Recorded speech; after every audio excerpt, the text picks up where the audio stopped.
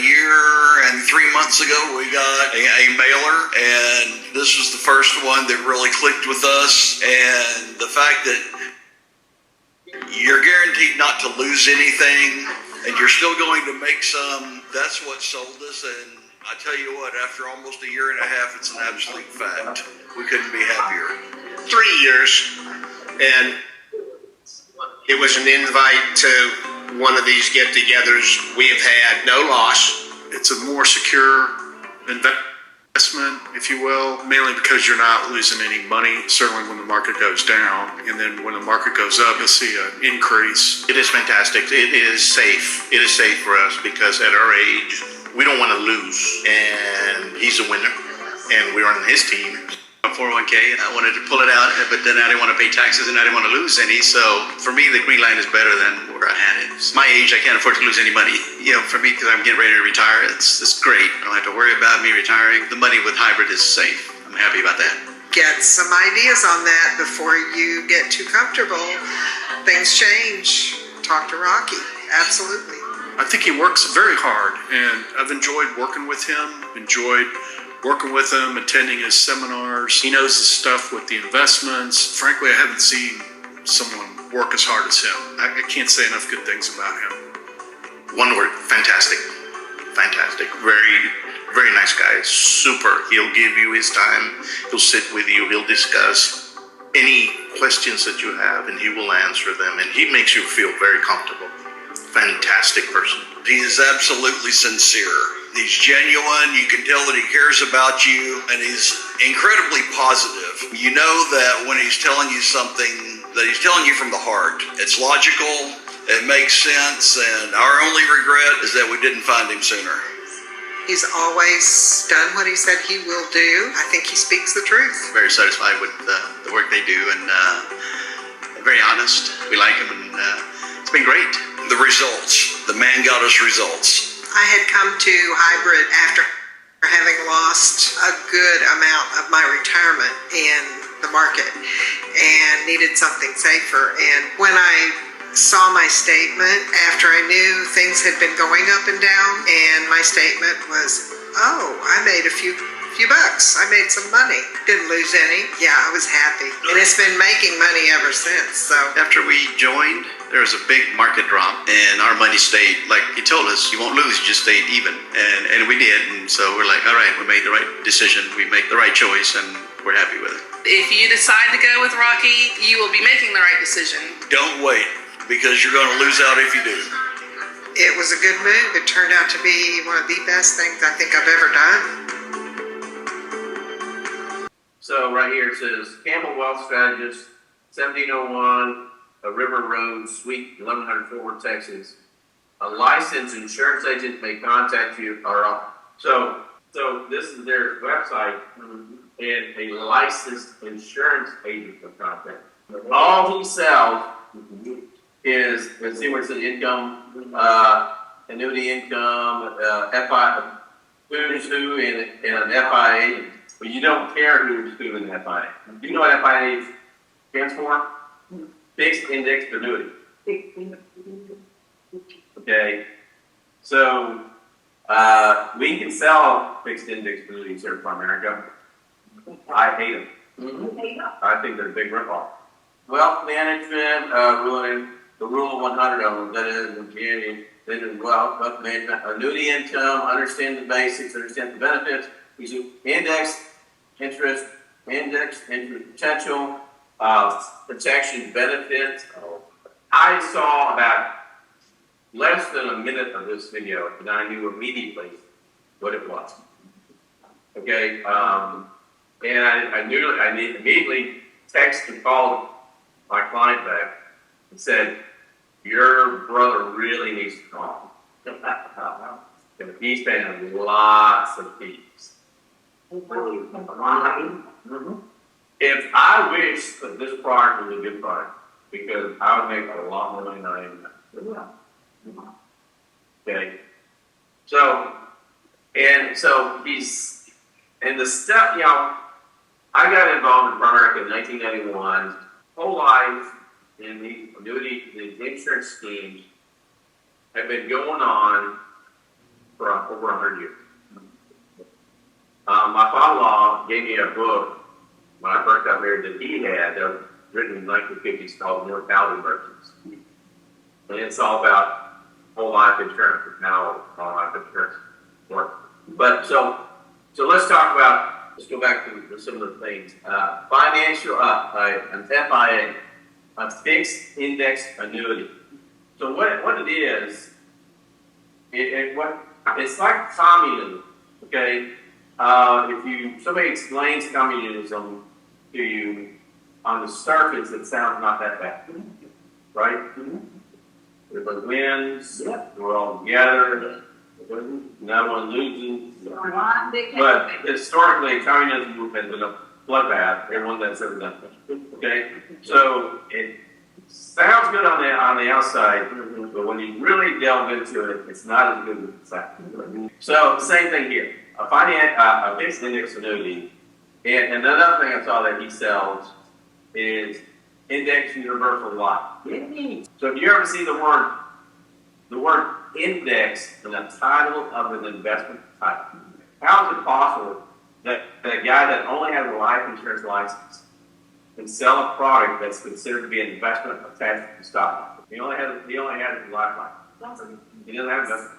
But you're not buying the investment, you're buying an annuity that buys the index. Okay? But here's how, let's go to the whiteboard. Did you hear the recurring theme was, or the things that, fixed index annuities, or anytime you hear the name indexes and the name of the title of an investment, the objective, what the client is being told is that they cannot lose their money. There's some words that human beings love to hear. No risk, you can't lose your money, it's guaranteed income, it's safe. Okay, so those are all words we love to hear. Okay, but when I hear those words, when I hear the words interest, no one is willing to guarantee you anything unless they know they can make more than you are. If you're a company, I'm a company, and I'm willing to say, hey, I guarantee you, I'm going to pay you XYZ dollars when you invest in me. Okay, I know, number one, you're going to fall for it, and so I can make extra money off that because people will pay extra for a guarantee. Why do you think there are how many? $2 trillion in CDs. Why is there so much money in CDs? Because they perceive them as being guaranteed. Okay? They know they're not making much interest, but they're willing to forego the return for a guarantee. So what happens is in an index annuity, index insurance, anything you hear any index, what they'll do is they'll have, let's say, it'll be loosely tied to the S&P 500. Okay. And so what they'll say is your investment will make just like the stock market, but you'll have an 8% cap. You're guaranteed to not make less than 5%. So you're guaranteed a 5 or 6% return, but you get every year you make 5%. But even if the market's down, okay. But when the market's up, you'll make up with the market, but there's a cap rate of 8%. Okay, so what that means is, like last year, the stock market was up over 20%. You get the 8, they keep the 12 because you want a guarantee. So they'll put a cap rate on it, and so you cannot make more than that. So if it makes, like this year, it's going to be up 5. So just think, if you had a fixed index annuity, last year you would have made 8% on an annuity like this, and this year you make 8% on an annuity. But in reality, you would have made 20+% last year, and you would have probably made at least 15 or 20% this year. 16% in 2 years, you would have made 40%. And commissions, you know how, like if I have a client invest $1 million with me in a mutual fund, well, the more money they invest, the less sales charge get paid. Right? Well, the less you get to let them charge you. Okay. No, the more they invest, the less they pay. Wow. Okay, there's breakdowns. So I always try to get my clients to get $1 million breakdowns. Because if you invest $1 million, you don't pay a sales charge. That's what they pay. Everyone wins, right? They don't pay a sales charge, and I still get paid. Okay, because they'll pay me a 1% finder's fee, and then took over $1 million. Okay, so what's 1% of $1 million? $10,000. So they're paying nothing, but I get paid a pretty decent check, right? Yeah. So, but if that same client invested in a fixed index annuity with me for $1 million, there are no break points in annuity. Mm-hmm. No break. No break points. So I would have gotten paid on $1 million. Not counting. Let's say 5% of $1 million is $50,000. I would have been paid $30,000 on $1 million going in. $30,000 being paid going into a fixed index annuity with a 10 or 6. There are no, and the fee, here's the other thing. If a client invests with me in a mutual fund and they want to take money out, they can. With fixed index annuities, they'll have between a 7 and 8 year, or sometimes longer, surrender period. Right. So like the way that works is, let's say someone puts $100,000, and in the first year they decide they want to take the money out. They're going to pay, and they have an 8 straight year surrender period. They're going to pay 8% to take it out. So they'd have to pay $8,000 to take out their $100,000. Oh, wow. Then the next year would be 7, 6, 5, 4, 3, 2, 1, 0. Okay, it goes down every year. Every year. So after the 7th or 8th year, they would pay nothing if they took the money. Yeah, if it was retirement money, yeah, they would not only pay the fee, they'd pay the taxes along with it. Here's something you do right now. Once you annuitize non-taxable money, you just made it taxable forever. Let's say you invest $100,000 in any kind of annuity. I do put clients in annuities, okay, but there are different kinds of annuities, and I try to not put clients in annuities. When I sit down with a client that's looking for guarantees, I tell them a lot of things about that. Number one, I said, if it were my money, I would not do it. The only way you can sleep at night and invest your money is put it in something that's protected. I can protect it.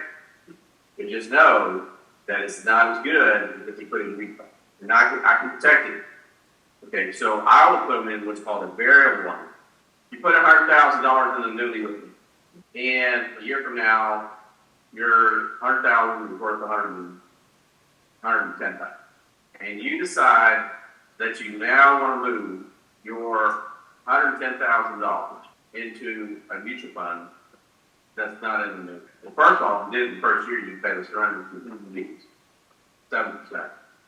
But not only that, is all the money that $10,000 you earned in the annuity would be not capital gains or dividends, it becomes ordinary income.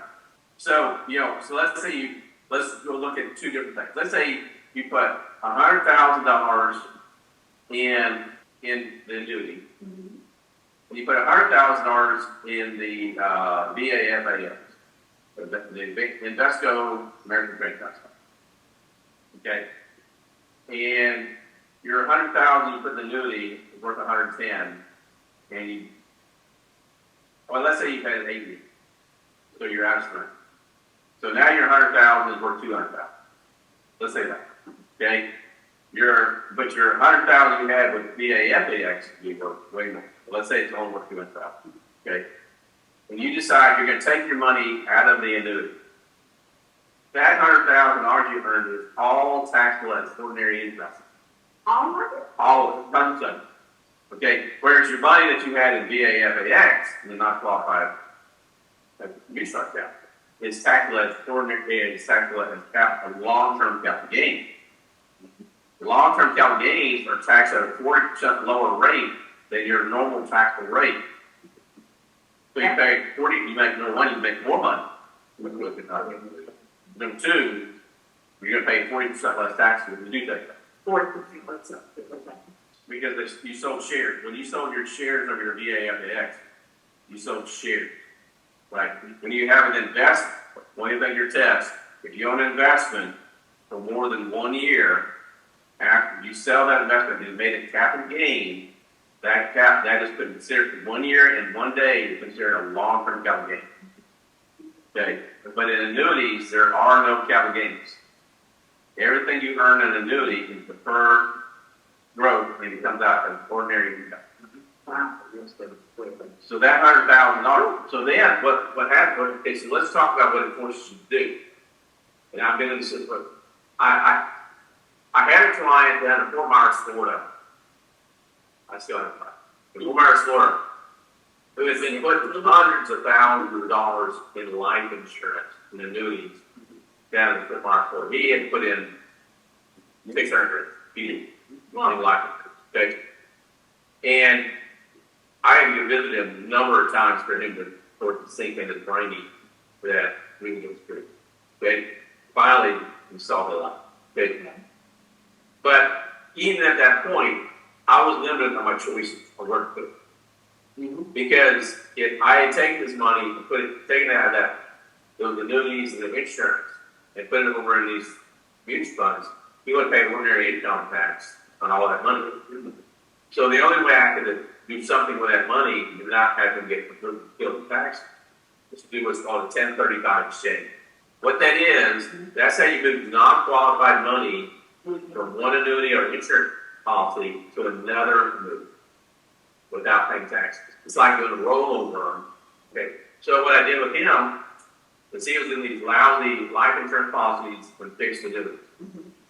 So what I did is I put his money in a lower cost variable annuity that had less fees, a lot more fees than you want to pay, okay, and could make a lot more money than he was certainly making, okay, but still less than he would make in the mutual fund, okay. So that's what I did. I transferred his money from these insurance policies, annuities, to a variable annuity. And when you do that, it's called 1030 release. 1030. That's a 1035. Okay. That's enough. Once you put non-qualified money in annuity, it's guaranteed for life. And there's no way to escape it. There's no way to get around it. So let's talk about exceptions. This will be an interesting thing too. Every annuity, even if you you just bought the annuity today, all annuities allow you to take 10% of the money out without a surrender penalty. So there's always a way that you can't take some of the money out. So if you just needed 10% or less of the money out, you can take that. Now you still pay ordinary income tax on the money you earn. Okay. But all of them, including ours, will do that. So what I will do when I come across, let's say I have a client that had just put a bunch of money in an annuity like this, and I don't want to subject them to these huge costs. And at the same time, I don't want to leave it there. So what I've done over the years, and it takes a long time to do this, so then what I'm going to do is we're going to move every anniversary. We're going to move 10% of the money out of that annuity into something. So it'll take 10 years to get all the money out. Well, actually, 8 years, because after this rent period comes up, we'll move the rest of it. Right now, all of them, I see advertisements about it, and we offer a product called, from them, Bright House sells a product called Shield Annuities. On a Shield annuity, the client is either buying 10%, 20%, or 30% protection. So they're buying the protection. And so let's say the client puts money in a variable annuity that can go up and down. And it's in a mutual fund. And they buy the 30% protection. And the market goes down 30%. That means their account will go down to zero. It will stay right where it is. Okay? Even the market crash. Okay, so then how can they wait for more? Okay. So then what happens, let's say the market goes way up. There's a cap. They can only make so much money per year. The more they can only make a certain percent before it stops learning. So you have a cap, and that's why that's what driving the that's about the products. We typically in any 1 year, the stock market normally never makes a 10% or a 12%.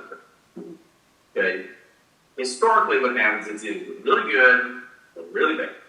Okay, like the last one. Okay, last year was really good. Okay, in 2018, the market went down 22% in just put it on. Okay, so the market it was down for the year. Okay, so it didn't go down 4%; it went down 22%. Okay, but in 2000, like last year, 2023, it was up a bunch. This year's going to be up a bunch. And so it's not 8, it's going to be up 20. Well, like I said, if you have one of these shield annuities, you were protecting yourself in 2018 and not going down to 18%, right? Or the 22%. But you also would not have made the 22% last year because yeah, you would have made 10. Anytime you get a guarantee, you're paying for the guarantee. You always pay for the guarantee. Like all these people in this little video, they were singing the praises of having a guarantee. So how would I handle a situation like that? How am I going to, if I get a referral, okay, and how do I get, okay, so first of all, I got to find out where their head's at, okay. Unfortunately, money decisions are purely logical, but people don't use logic, they use emotion when they make money decisions. It's like, I could know how the stock market was doing if I never looked at it based on the number of phone calls I get every day in every quarter. I know exactly. Because if I get lots of phone calls, like in a couple weeks, we just finished the new, right? Yeah. So that'll be the second quarter. Yeah. In about 10 days or so, my clients will get their statement. If I get lots of phone calls, because their account for them. If they need lots of money, I'll get no phone calls. Poor people hang on to every dollar as tight as they can go. I get out to my clients. Oh, boy, I say, okay, I said, you get on to me about your account being down this quarter. How much money did you make last year? And the quarter before that, How much money did you make? Did you call me? I did not. So why do you only call me when it goes down and you don't call me when it goes up and say thank you? So now I guess something actually do that. Call me and say, Eric, you did good, thank you. I can remember clients, I've had clients call me like on the back quarter when they were up $200,000. $1 million. And say, hey, I get, I said, for heaven's sakes. You put $100,000 in there, you are 250 down, and you're concerned that it went down 20 in the last 90 days. So what I will do in a situation like this is I will start to educate them and tell them some such stuff about you. That anytime someone's going to give you a guarantee, you're going to pay dearly for that thing. Okay. You're paying a lot. So like a variable annuity, like if I put a client in a variable annuity, the way our variable annuities work is that let's say you put $100,000 in, and you get to pick with different investment choices, okay? And like investment stock, whatever. Well, if the market does well and it makes 12%, they'll go up as well. They can't be limited over it, right? But if they don't make money or if it goes down, then their account cannot go down. It'll go by no less than 5% a year, okay? But I was telling that, but here's the deal. You're paying for that. Okay? This same mutual fund by itself will make 12%. In this annuity, because of all the fees and charges, you're only making 10%. You're already losing money on You're giving 2% of your return up for the cost. So I pointed out, I said, I would not do this. But if you say to yourself, I'm willing to give up a 2% of my return for a guarantee, then that's fine. Then we can put some money in this. Okay? I still recommend putting no more than 50%. Putting money aside. Put the rest somewhere else. Because I go down the other way. Because remember, all you might sit in annuities, and you need to put your hands on some of it, then you're going to be hit with surrender with that. If we put half money over here in mutual funds, if you have something coming up, I can have money back in your check account for 2 days, no fees, no cost, nothing. And then over a period of time, you can see which one of these is the best.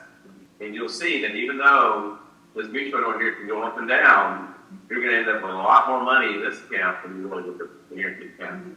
Now, the equally weighted S&P 500 has a low expense. Yes. 0.5%. And they actually don't like, they don't promote that fund. They don't promote that. Oh, They don't make near, they make a half of the money. I use it, and they're not super happy because that's not a high profit product for them, not for them.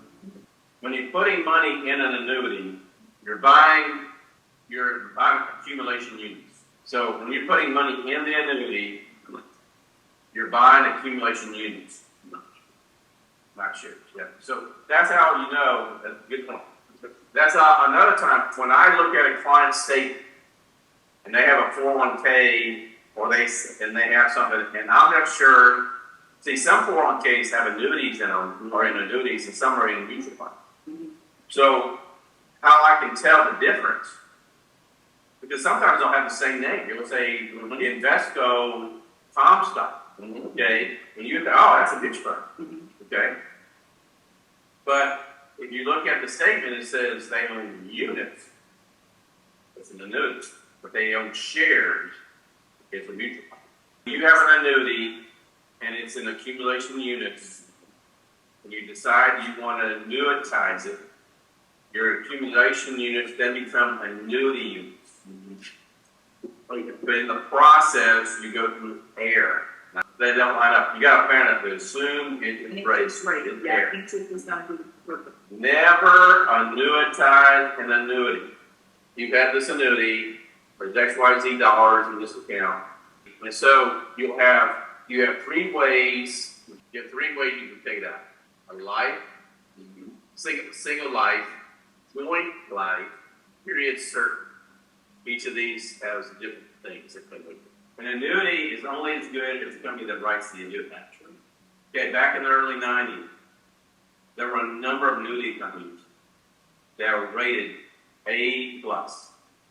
That when it was bought. You got to consider who's doing the rating. There used to be, were they Invest still around? Yeah. Okay. AM Best is the organization that rates insurance companies. Anyway, I had a client that had a annuity based out of California that was rated A+ by AM Best. Okay, which would be the best. And it and default. But life, joint life, and period certain. Okay? So let's say you have, I'm choosing that number. Let's say you have $1 million. And you said, you know what, I want to get it set up where I know I'm going to get a certain amount of money every month for the rest of my life. Okay? Then they'll say, okay, we'll give you $10,000 a month, guaranteed for life.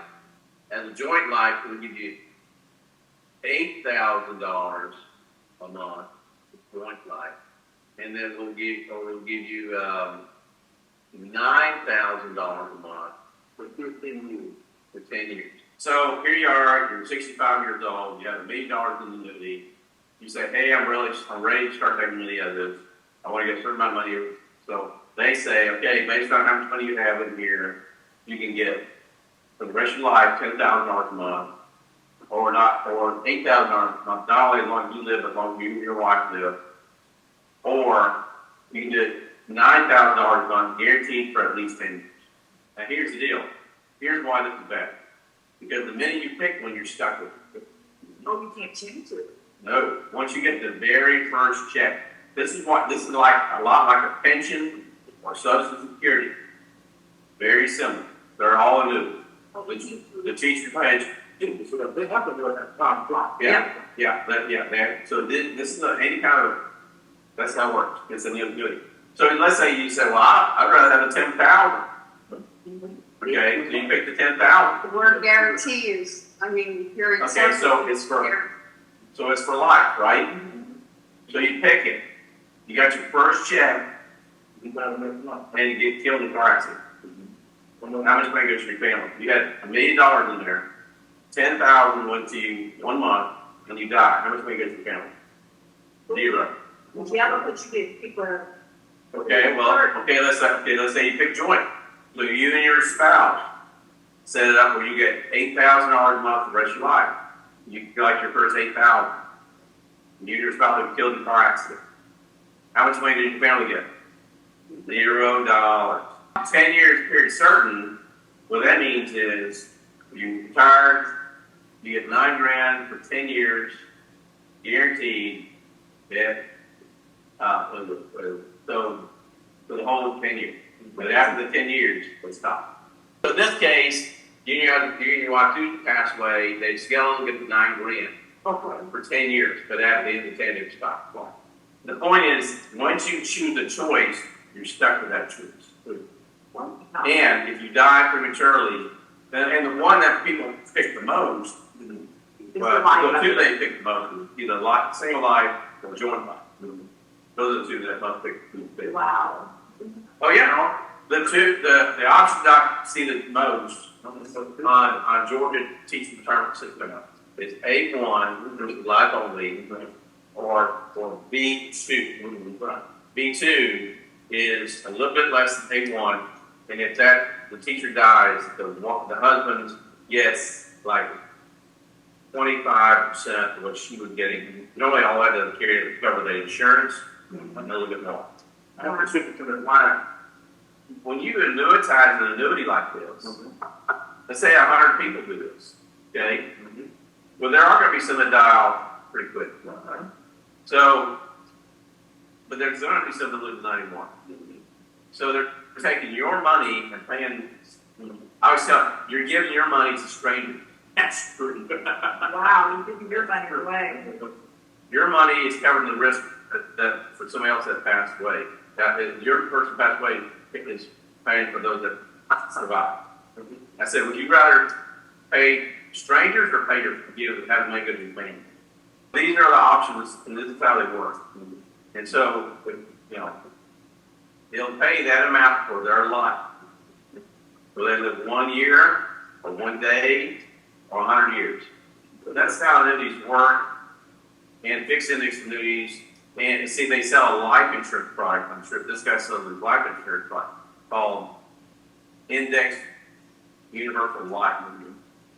And it works a lot like the annuity in that the cash value gets a guaranteed rate of return. Okay, so let's talk about this scandal. Okay, talk about how all this crap works. It's just amazing to me that this stuff is legal. So let's say you buy a $100,000 IUL, Index Universal Life. Okay, and you're going to pay premiums. Now let's say you're paying $100 a month. Okay, now this works like all of the Universal Life policies. In that, of $100, so this $100 goes down the pipe and it goes in a bucket. This bucket has investment that is in the Index Universal Life policy. So it can't make less than 6% a year. But every month, they take part of this money that's in this bucket and they dip it out to pay for the risk of somebody dying. Let's say you're 30 when you start. Okay, so this is sizably different. When you're 40, that's the size of the difference. When you're 50, we got a bucket. It's that's the size of the difference. So what's happening is, and that's not just every 10 years, it's every year they're dipping out a little bit more to cover the risk of you dying. Okay, so you have your money in this bucket, right? And you're being told that the money in this bucket is an investment. And you're making 6% on it. Yeah. Okay. So let's say you have 20 grand saved up in this bucket. And you have a $100,000 policy. And you die. How much money did your family get?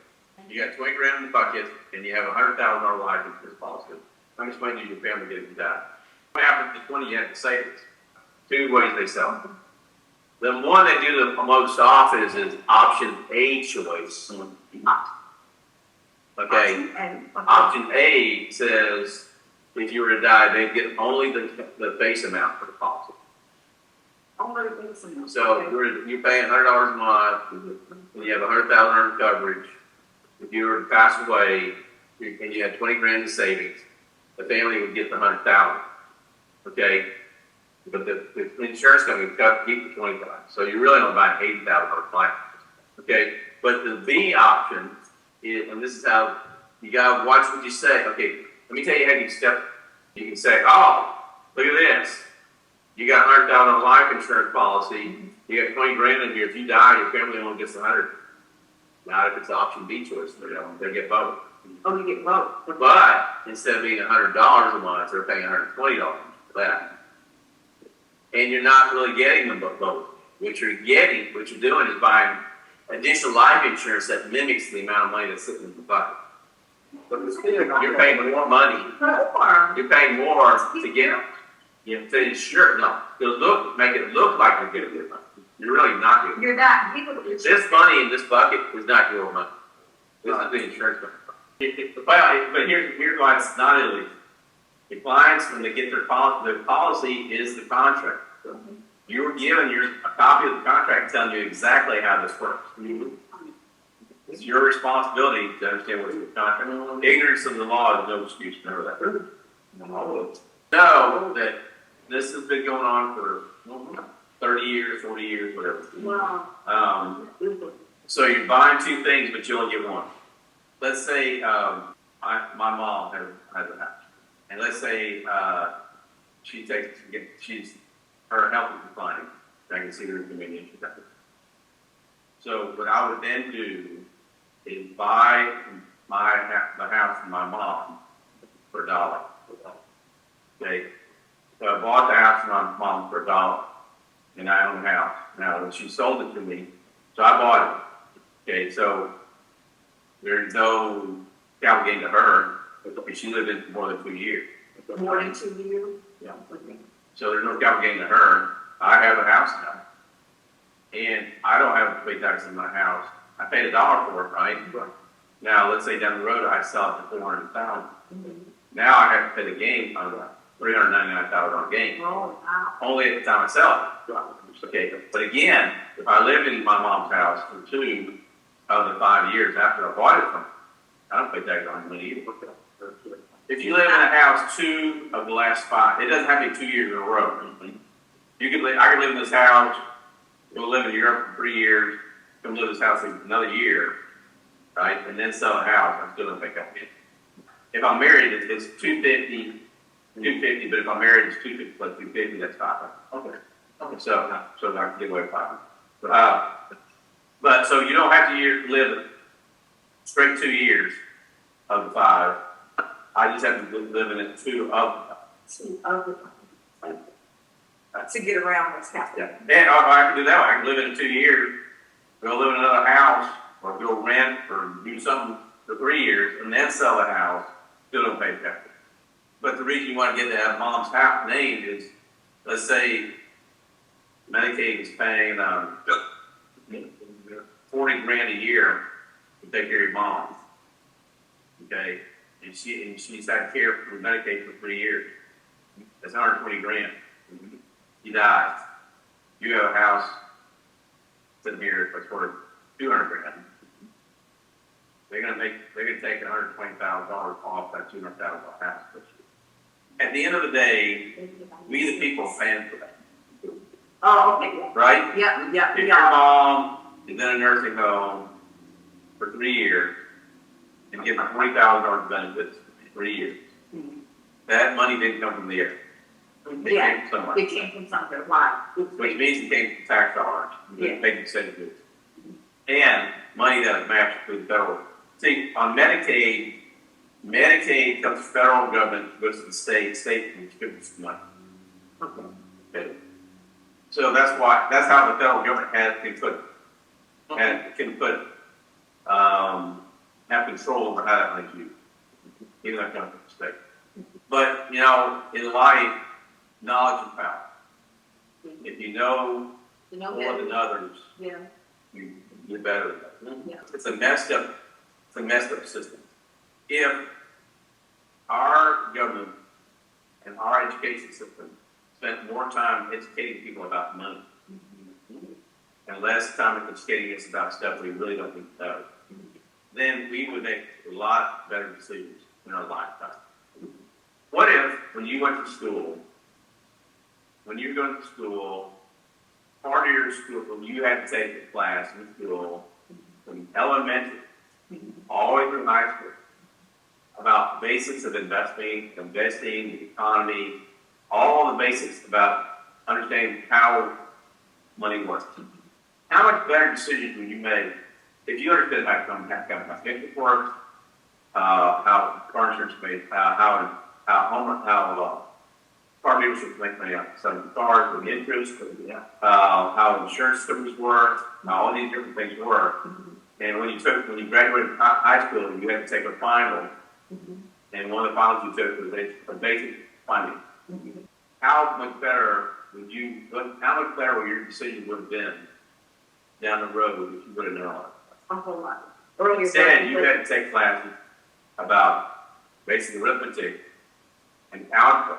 Okay, you had to learn how to do quadratic formula, and you had to learn how to solve for X, and how to do the foil system, and all these different things, right? And I was good at those. But guess what? When have I ever used anything in life? Now, I know, and here's the other thing. Here's the other thing is that they teach us how to do those, right? But they don't show us how to apply them. The point is you handle money your whole life, and so you're continually, if you completely educate people that way, then you'd be playing a fair game, because everybody would have some knowledge of what offer, right? They would know how Social Security works. They would know how Medicare works. They know the rules. They know the basics of what a capital gain is, what a dividend is, what ordinary income. They know all this. But here's why they don't. In my opinion, this is their politics. Okay, if you understood how money worked, when a politician said something, you can call them out on it immediately. So I love watching politicians, and when they say something, it doesn't work that way. That's not true. It doesn't work that way. You can't do that. Okay. So they can say stuff, and then you understand money. You just say no, that's not true. I can't have that. Like giving money, handing money out to people, giving money to any kind of people, or Medicaid, or whatever you're going to, however way you're going to give money to people. Okay. During COVID, all this other money that was given to all these people. I understand there's times in which there's a disaster or something where someone needs some help, so they buy groceries. I get that. Okay. But just know that money came from somewhere. Okay. It came from other people. They're paying taxes. To pay that. So I would believe that, and I learned by being in the military that the government is the most inefficient means of doing anything. For example, if I wanted to give you $100, right, so you can pay your electric bill, I just give you a $100 bill. I write you a check, right? If the government wants to give you $100, I don't know how many deaths it has to go through before you get the $100, but it costs probably $250 to give you $100. Wow. Right? Involved because there was somebody that had to talk to somebody that had something, and finally they distributed a check to you for $100. Wow. But the process to get it to you costs $150. So the inefficiencies, and here the reason this is where I believe that most people that are wealthy are willing to donate money. I'll give you an example. The guy that started Home Depot. Sandy Weil. Sandy Weil, who's the CEO of Primerica, started with our CEO. Okay. Sandy Weil, what's the name of that big hospital? Cornell. There's a big hospital in New York. New York hospital. Anyway, one wing is called the Sandy Weil such. One wing? Yeah. Wow. He donated, and another part of that same hospital, one of the top guys from Home Depot, big. And I'm not talking, not talking $100,000. I'm talking millions. Okay. So a lot of individuals that are successful are willing to step up and give money back. To get back, yeah. Okay. But if the government decided to give that same amount of money to them, it would cost them way more money to do that. Because of the steps involved. And they have to take it from other people that don't want it. See, if I decide to give $100,000 to St. Jude, I'm deciding to do that. It was my decision. When I thought about it, I prayed about it, and see get my grant, right? But if the government does that, they say, we don't care what you think. We're going to give 100 grand to subsidy. You know how I said I had to bring more boys? Yeah. I want them to take care of me. Yeah. I was at a corner cafe and 3 blonde-haired boys came walking in. Oh my, about the same age as yours. But they fun, 6 boys. There's 3 little boys about the same age as mine that live right with both of them. But they were, the first time we were ever around them, they were more on the wild, unruly side. Yeah, your kids are trust, a good trust is how you can control money from the break. You can control money from right over there. Oh, yeah. Yeah. Oh, okay. Yeah. Okay, control. Yeah, I got the vote. Front accounts that where the client is control the money from the break. Wow, okay. Never mind. We'll definitely, okay, I'm putting a note of that for the cover. So I want to know more about that. Okay, I all.